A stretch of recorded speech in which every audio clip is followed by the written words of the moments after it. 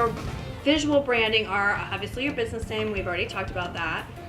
You need a logo. Often people don't have logos and they think that writing their name of their business down is a logo, and that's not really a logo. A logo is something that a designer makes for you that visually represents, and it's a mark that you can use separately from the name of your business if you needed to use it on marketing materials or other things. Website. Show me again who's got a website. Okay.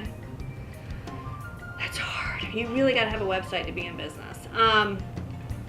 Depending on, I know some of y'all are not in business yet, but at some point, in order to have people trust and identify with you, and you're going to have a website.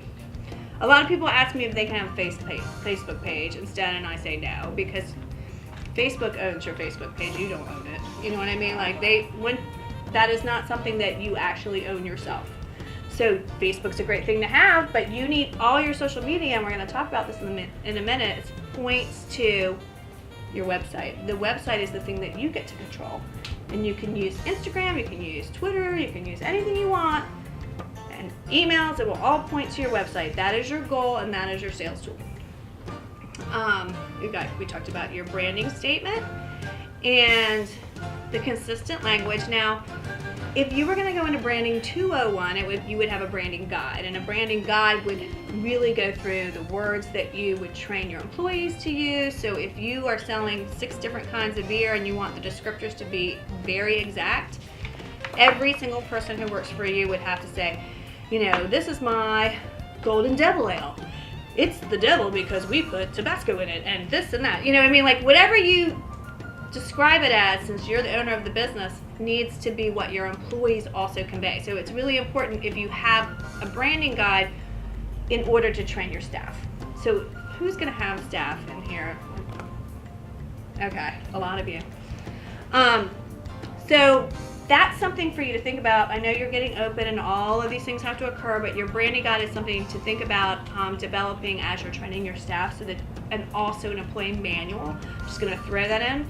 That covers smoking, lateness, and all the stuff that you wish that people wouldn't do. Reason to fire them. You need to have all that outlined. If y'all ever need a copy of an employee manual, feel free to email me. I'll pass around my cards before we end, and then I will send you a copy of one, because that's an important thing if you're going to have employees to start with. So what I do with designers is I put together a brief in writing. And the way I do it is I say, here are the kind of logos I like, and here's the kind of websites I like, and here's the look and feel I like, and here are the colors that I like, and these are the fonts. To feed them information, because here's the only thing I know about designers is they do all their work in the middle of the night, apparently. Because so when you tell them things, they may not remember it, but if it's in writing, because your job communicating with the designer is to decrease the amount of time that they actually have to work to save money. So what you want ultimately is something to come back that you love the first time. So when they have to do a lot of revisions, it just gets a lot more expensive. So finding a designer is the most important thing. Now, there's people who do more than designing. They do style guides, and they do more of the branding work, where they help you understand, like, these are the fonts you should always use, these are the colors, this is how this should look, and that is, to me, something that if you can afford it, you should get all of that in one go. So get all those decisions made up front. Then you have the tools to start with, and then you can move forward, and also they may be able to do your website for you too, which would be great. Understanding wholesale versus retail costs is something that some of you will need and some of you will not. But that really comes down to, and I'm sure like with your analysis, like understanding your volumes and how to get the price down. So it can be very complicated.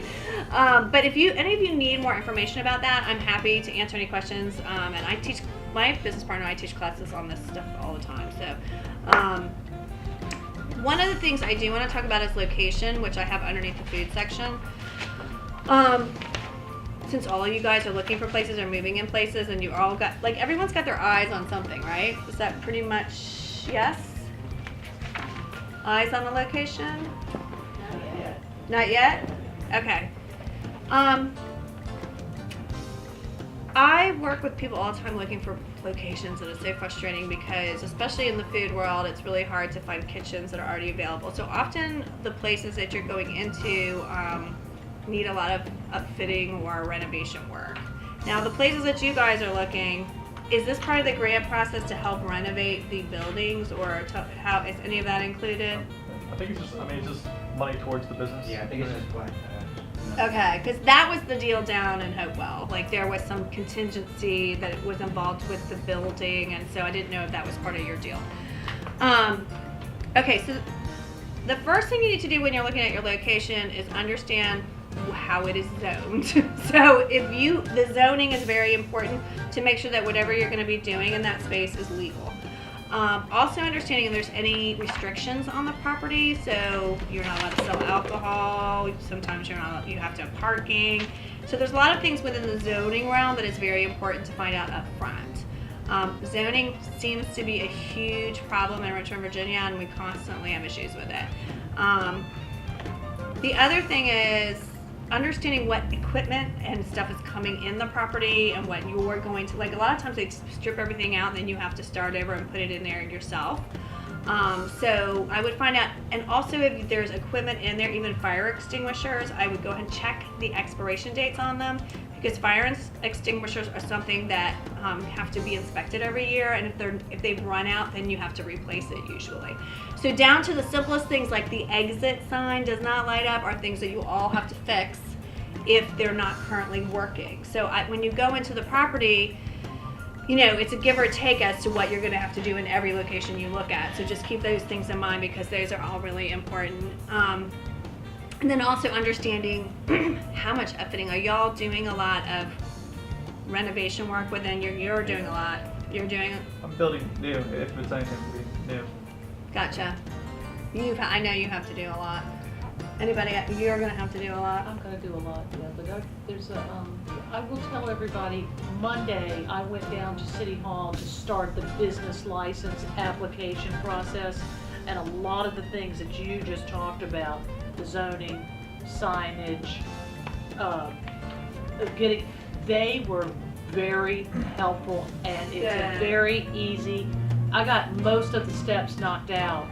See, and that would never happen in Richmond. Oh, I've done it twice. It's the biggest nightmare. Yes. Oh, it's horrible. It It's makes the worst me thing. cry for my own clients. Right. So, but I will tell y'all that I can tell you all their names. They were the nicest people. The fire people called me today. I've set up that appointment. Department of Agriculture Right. walked through. Now, not everybody's going to need to get a health inspection, and the department. I have to have both as a grocery store and a food production facility. So I need ag and health. Gotcha. They were phenomenal. That is great. So they did a preliminary walkthrough with me and said, you need this, you need this, you need this, you need this, you need this. So. Well, thank God y'all this is in Petersburg. That's all I can say. Did you talk to zoning too? Yes, I talked to Did? zoning, yes. Alright, I'd like to know who you spoke to with zoning, because they gave me a really hard time on Monday. I don't know. Oh, wow, okay, we'll talk. So, and also for you food people, unfortunately you're not going to get your business license until you're fully inspected, including everything after your renovation work. Right. If you're going to have ABC, you're going to have ABC. Just wine and beer, so no liquor. That's usually a huge holdup. Like Yeah. I hate when people open It'll without their take ABC me- license, but It'll take me 30 days after the inspection. okay. So just be aware that what I see is that city inspections hold up a lot of production of the facility, like as far as the electrical inspections and those things. Like sometimes the inspector is doing it, it's on vacation. So if they will work with you, that is going to be God's gift to getting your business open, because that is something that's really important and can be really difficult. Does anyone have any other questions about like location and opening your business and what location you're going to be in or anything like that? Can I say one more thing? One more thing that was really important when I went in there, the second component was going down to research to make sure that your EIN was clear and that the building you were moving into didn't have any mechanics liens or anything like that could hold you up. Please make sure that everybody gets an EIN number, because if you're going to do business in Petersburg, you're going to have that, and that's just, you can go online and do it. When you open up your business checking account, also the bank will get you an EIN number. Right.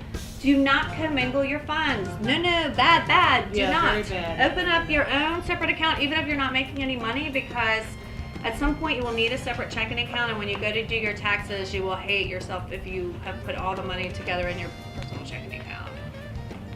Don't do it. Yeah, so so like when you go to open up your business checking account, they can do your EIN, but there's a lot of steps involved to getting everything completed, and some of them go in order, but the EIN is really essential. Now we're going to go on and talk about marketing. So now we've talked about branding. Underneath your branding is your marketing. I've got some good news and some bad news. The good news about marketing is it is not rocket science. It is task work. It is boring, everyday task work, and that's why people don't like to do it. So we're going to talk about how to set up a marketing plan and how to compartmentalize your time so that you can actually do your marketing. But I love to do marketing for people when they're paying me, but when I have to do it for myself, it's like no fun at all. No fun at all. So I'm just saying out loud that marketing is the easiest thing to put off because no one is waiting for your blog post, no one's waiting for your tweet, nobody's waiting for your press release, nobody's gonna yell at you if they don't get any of these things. So it tends to be something that you just put to the side because you're too busy doing other things. So it's an easy thing to put off. My best suggestion to you would be what I know about all people, especially in their businesses, is that people tend to do what they like doing and they put off what they don't like doing. So, for example, my business partner and I both don't like doing bookkeeping or accounting, so we outsource all of that. And like they literally like have access to all our accounts and they just look at everything and then ask us questions and that's it. We don't have anything to do with it. And anything I get from the government, I'm like, oh my gosh, what's this? And they just tell me what to do. So, but between us, she likes to do all the social media and she likes to do blog posts. And see, I don't like the feeling of, I've got something hanging over my head, I like to do all the planning. Like I like to do marketing plans. Like I like to do the planning aspect of our marketing. And so, and I also like to do speaking. So like we have different skill sets and so it makes it easier for us to split up the work and do them, do what we like. So if you absolutely don't like doing something, either find someone else to do it who has the skills or figure out a way to outsource it so that you don't have to do it because honestly you won't if you don't. I hate blogging. I've always had a blog on my website and then I keep taking it down because I'm like, oh my gosh, I haven't blogged in 6 months, and it looks bad when you have your blog post is 6 months old. So, okay. So once we all have our websites and everything's going to point to our websites, the first thing that we're going to start talking about is social media. The biggest question I get all the time is, do I have to be on whatever? Instagram. What do I have to do? Like people don't want to do certain things on social media. So tell me what your favorites are or non-favorites. Instagram and Facebook are your favorite too? Yeah, if you're going for an older demographic, you need to be on Facebook. If you want to hit millennials like us, Instagram and Twitter are going to be good. Twitter's kind of slowing down. I think so, big time. It's Yeah. really good for news updates. Yeah. So people want to keep track of different. So like if you're doing like sales or you want to keep updates like specials, if you're doing like your local cafe, if you have like a fun night or something, you can keep people updated for the month on Twitter. Instagram, you gotta have good images. I mean, that's what Instagram is, and people get on Instagram and just throw everything up there, but your profile can look really messy if you're not coordinated. And there's some newer stuff like Periscope, but I mean, that's getting a little deep into it. Vine, I don't think really anybody is gonna hit a good market on Vine right now. They're like integrating now with Twitter. So with Vine, right? Yeah, Twitter is owned by Vine and Instagram is owned by Facebook. I did not know that. Yeah, because I'm starting to integrate that. So you'll notice that, for example, like your Facebook post, if you have a page, you can integrate it with Instagram. So when you post, they'll cross. What do you think about that? I have my thoughts on. Not- I don't like it myself personally when you put something on Facebook or post it to Twitter or vice versa, but that's just me. I mean, tell me what your thoughts are. I mean, and you're totally right when you talk about how this stuff is actually pretty difficult, and that's why you see a lot of us like younger millennials getting into this profession and how it is totally necessary, but it is going to be based on what demographics you're looking at. And you have to pretty much follow the rules of that network. So it's like, things that may be better for Twitter may not correlate to Instagram or Facebook. And I work with food, so here's the thing. Food is great for Instagram. Oh, perfect. Perfect. It is. All I do is follow people that have food. All I do is go on there and get hungry every time I get on there. I'm like, oh my God, that looks so good. So that is the ultimate. But a lot of people are not Instagram. Like that is not their thing. Even if millennials are their part of their demographic, unless they have something cool that they can put on there. So that's was my thing. I've got, like, I'm gonna do a monthly meal program. And you can sign up, it's a subscriber thing. And it'll all be website driven or MailChimp or something like that. Or is MailChimp better than Constant Contact now? Yeah, You know, MailChimp is awesome. You'd be surprised how many professional, these corporate businesses that we look at, they use MailChimp. So yeah, that's a good Because I need to communicate, okay, so my menu for April is, this is what we're doing, week 1, week 2, week 3, week 4. May's coming up, this is what we're doing, and that's a lot to, it's a lot of information, but you're gonna have to see all of that because, you're gonna need to know, we're doing curry, Moroccan food this week, we're doing these dinners this week, and this dinner that week. So, like, some of these things you can only put so many words in there at a time. Yeah. And then Okay. also you can't repeat content on some of them. Like they don't Right, allow so you to I do think, that. I think that I'm going to need something where you sign up on as my MailChimp customer, and then, at the mid-April, you get the menu for what we're doing for May. And then you can say, oh yeah, Andrea, I'm gonna go on, I need week 1 and week 2, I'll see you Tuesday at 5 o'clock in the middle. I do think there would be value in you still using your social media outlets because I am less likely to sign up for somebody's subscription versus following them On Facebook. social media. Yeah. Oh, I'm definitely gonna be on Facebook and all that kind of stuff, It's easier to but I need to, communicate that so do you info. think I need to do that through my website, or should I do a MailChimp You thing? need both. See, when we set these up for our clients, and most of the time they're institutional museums and people who are all sorts of clients, and oftentimes we're doing a lot of extended services for them, and they always are trying to figure this out because most of the staff and the management and the leadership are not older. 20s and 30s Yeah. somethings, they're older. And the way that it seems to work, we sort of talk to them about it, it's a style difference, and you have to make a choice about whether you're having a conversation or whether you're doing a presentation. And when we set the websites up, we really talk to them about presentation because you're kind of managing it in a different way in terms of how you're presenting yourself to the kind of the big world out there. Right, and And that's the your others brand. and the others are that's picking a market. conversations.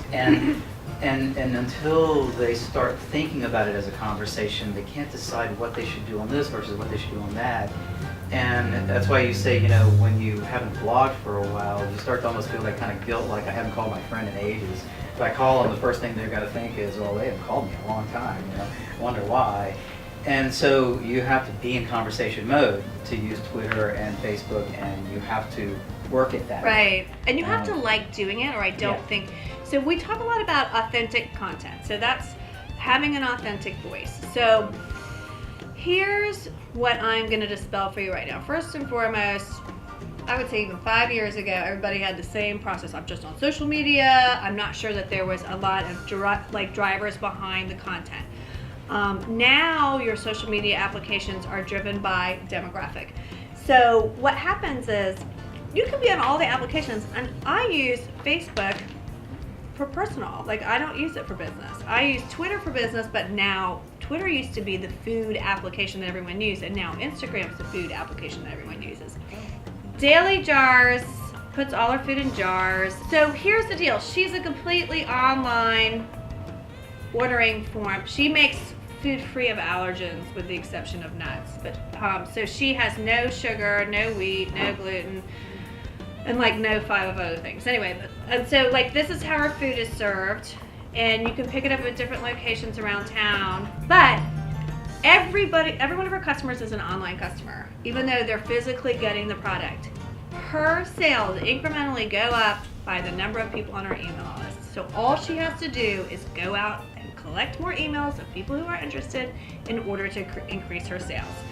So, and that's the beauty of this, because this is the only interaction they're having with her.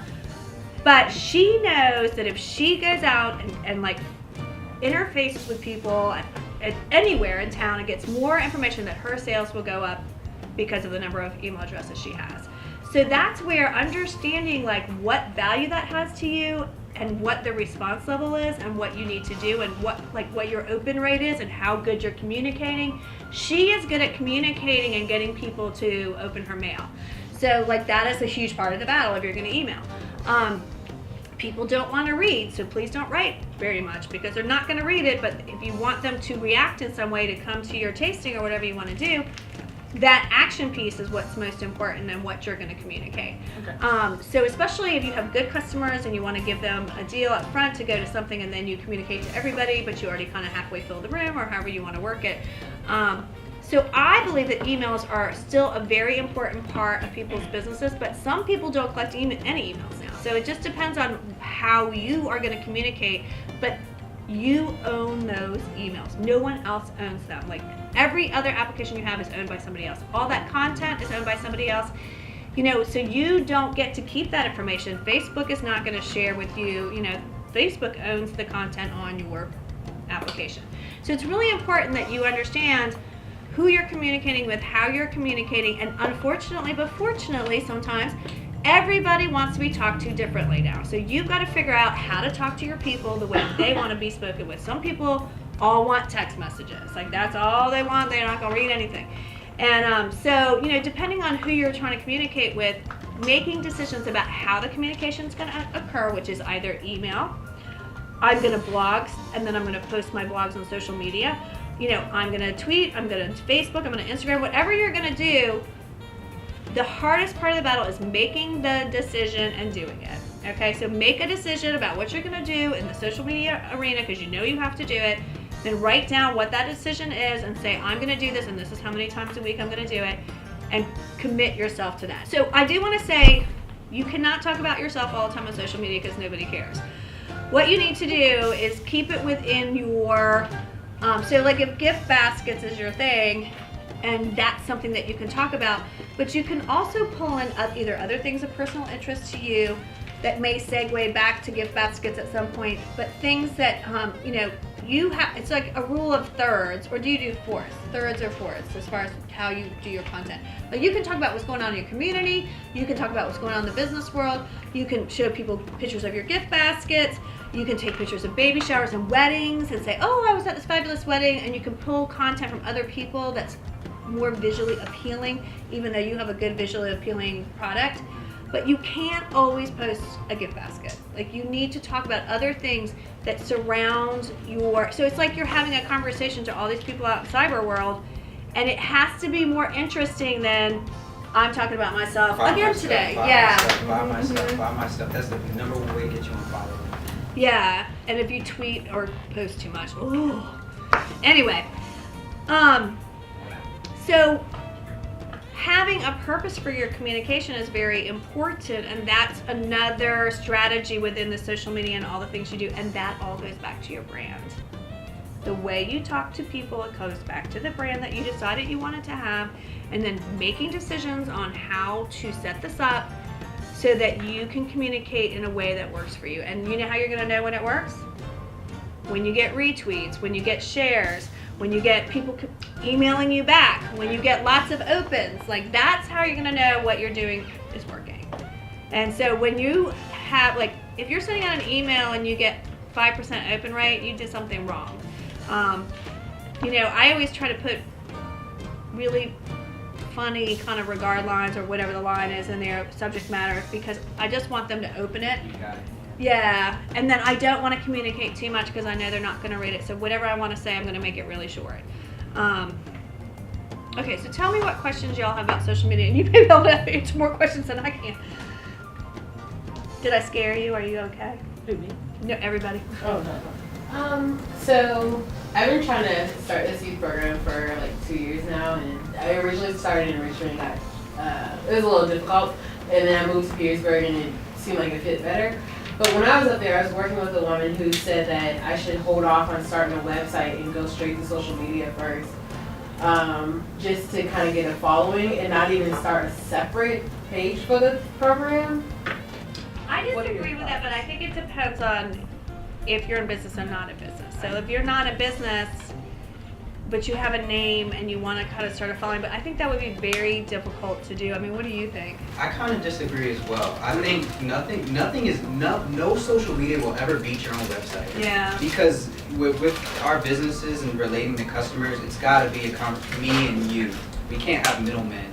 And I mean, social media is powerful to get more people there, but the key of a website, like you said earlier, it's your basket. Your social media should be in the basket. It shouldn't be your end all be all. Your social media is all pointing to your website. We're bringing you to me, because that's what people are ultimately. So the copy on your website is there all the time, and it is your most valued copy. The copy you put out there on social media goes through a stream, and either people see it or they don't, but then it disappears. Like, it's not there all the time. So the message that you want to convey consistently needs to be on your website.